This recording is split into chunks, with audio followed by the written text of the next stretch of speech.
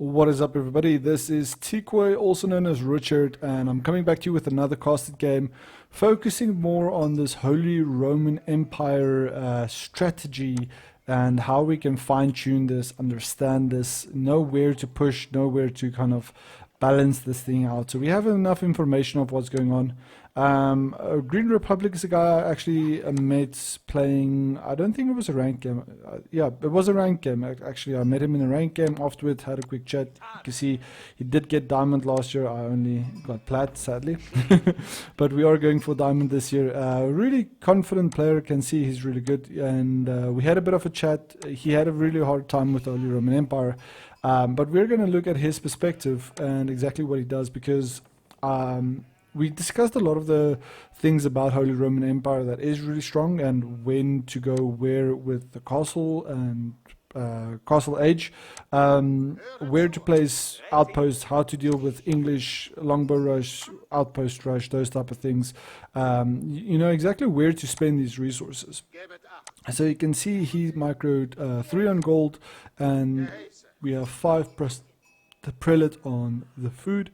Could have dropped the sheep a little bit closer just to get the drop-off rate a lot quicker. Sorry, a little hiccup there. And now he has this first scout right here. Second scout should be out on the map somewhere. Let's just give it a go. There we go. Scout 1, scout 2.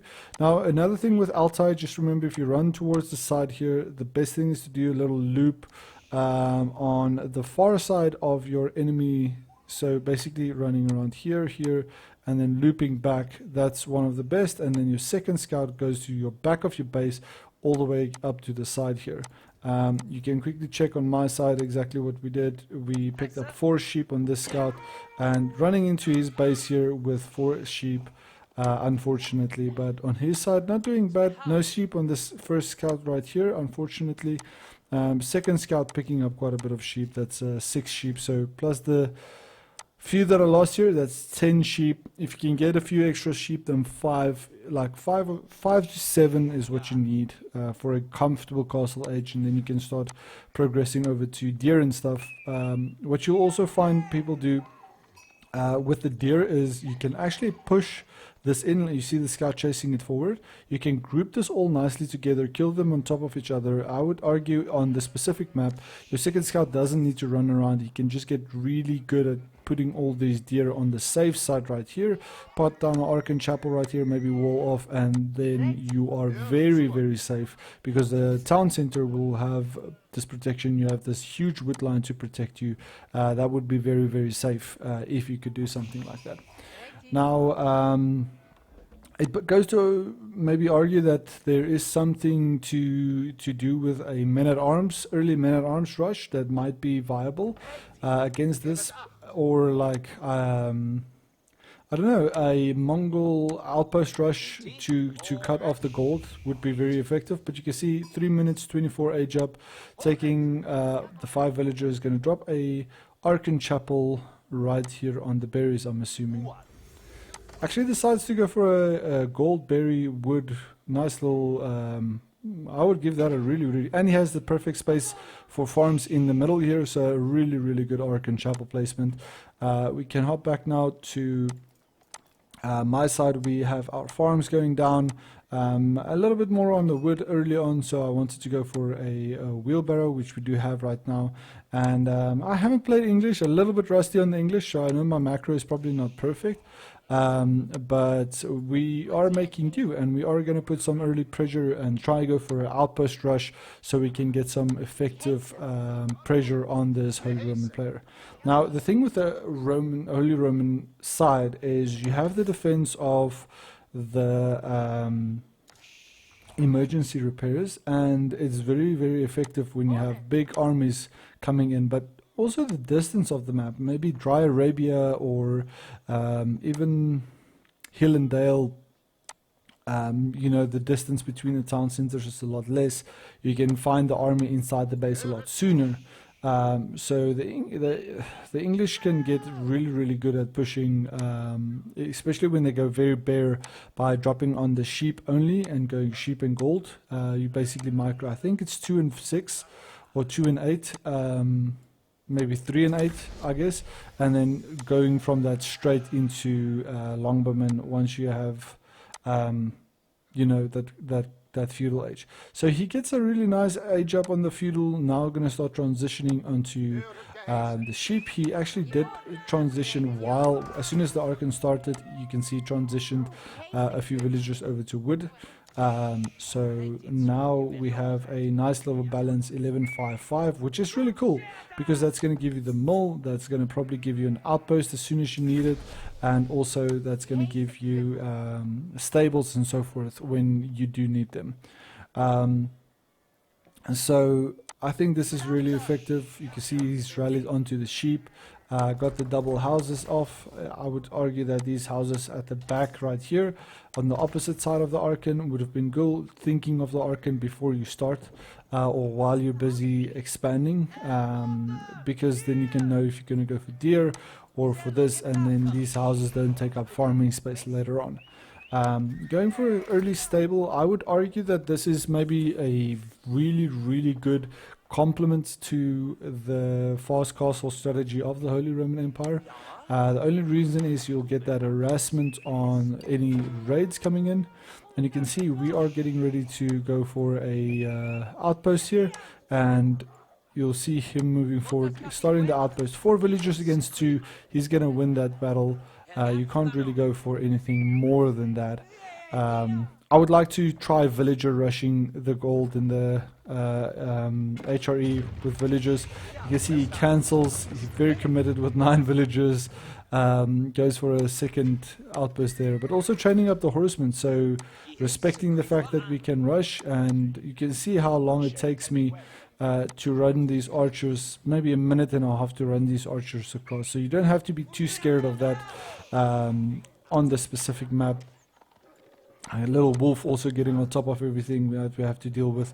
We actually picked off a scout right here as well, so you know, that's 1, 2, 3, 4, 5, 5 archers, 2 villagers, 6 archers and 2 villagers. That's what we have right now, and he is bringing up the horsemen. Bit of a population cap here, but the house going down, so he's going to be 100% fine. That's not bad. And on the English side, transitioning more into farms and now slowing down on the production of the archers, because we know we're not going to get that much value out of it. So you still want to use the army and get that pressure on. You can see now going for the outpost again. Little aggressive outpost here. He backs off, I guess because we had attacked him with the archers, but you can see we push the archers back. We did drop the palings, but it wasn't enough to deal with the horsemen. Maybe 1 or 2 spearmen in here could have been possible, but the micro wasn't correct to get that right. You can see we're sitting on a 300 gold, not enough wood, so we can't really drop a black barracks to get the spearmen and stuff out. We did get 2 archers safe. But he's doing really well, 800, and he has 20 villagers on food, so that 800 food per minute is going to come really in handy. And once this runs out, you can just go to the deer very comfortably without having to worry about getting raided, because we already did stop the raid. So he has the market now to actually trade up some of this gold. I would argue that it's maybe better not to do that and rather just going for a blacksmith, or even maybe something like, I don't know, an archery range, so you can complement some upgrades, or even investing 150 wood, getting 50 wood onto the stone, saving up that wood and going for a second town center. I would think that it's actually quite nice if you can go Burgrave into second town center. So as soon as you have that 900 gold, drop all 5 villagers, go onto stone. You have enough gold to get the upgrades and the pressure that you need to, and then you transition into 2 town centers into Castle Age. I think that could be really effective. And then you just play into relics, into late game, into lancers, into crossbowmen, and some siege. So really nice start. What ends up happening is I go for a forward I'm just going to speed up this game a little bit. I didn't end up losing this game, but I want to show you guys exactly where the units start moving around to. So horsemen, he still used the horsemen by going for a raid here at the back. We actually did put an outpost down because we expected the horsemen to come raiding after he killed our units here. So that was a positive thing for him, and he also has the 2 men at arms here, 3 men at arms. Dealing with that archers that we had here at the back, and now going for his first relic up here. We actually built a white tower so we can actually get this relic control and get some deer, which is fine. That's really not bad, and it's like a boar rush type of effect. So he runs into the keep, not expecting it, loses single horseman here, backs off with the relic. Where did he pick up his first relic? So 1, 2, 3, 4, 5. There's a really close relic that he picked up first. He was going for the second relic, but now he's going to go and pick up the relic here at the back. The way you know when the relic is picked up, it actually disappears. You'll see the little icon here in the corner disappear as soon as he picks it up. There you can see the icon is gone, and you can see that in the fog of war as well when it gets picked up. So just have a look out for that so you actually know where the army is.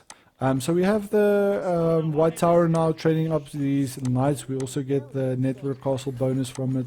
Second stable to get some knights out. They're going to deal really well with those men at arms, especially when they're complemented by the crossbows. And we're getting the monasteries out so we can also go and contest these relics. So now a little forward army right here. You can see him running around the back here, going for scouts and the horsemen. I actually run right past it. Can you believe that? I attacked, moved, and then I joined up an extra knight. And instead of attack moving, I just moved. So I gave that one for free. That is absolutely sad. I actually did not see that. So he goes in for a forward raid, gets rid of the stone, so he denies the second town center on my side. Actually that's on his side. We don't have enough stone for a second town center, but you can see he dropped the second town center on his side now. With this type of resources and this type of control in this map, I would argue it's even better to go for 3 town centers. You don't have to go Palace of Swabia. So double town center now, 48 villagers against 37 villagers. I've been playing really bad this game, but the main thing is the pressure was there. We have the knights, we have the pressure from the armies, so that would be the first army, this would be the second army. We captured the sacred site, we had a relic which he sieged down with the trebuchet. And we also had a second prelate with the monastery and a relic at the back. So we did deny some relics. He did get 3 eventually, but at this point we have to kind of start deciding what we want to do, because it's just a slow push. And that's a nice thing about the Holy Roman Empire, and that's what we're focusing on. With this type of play, you want to start using your advantage by having all this extra gold from the relics, the double town center, the upgraded age of the castle.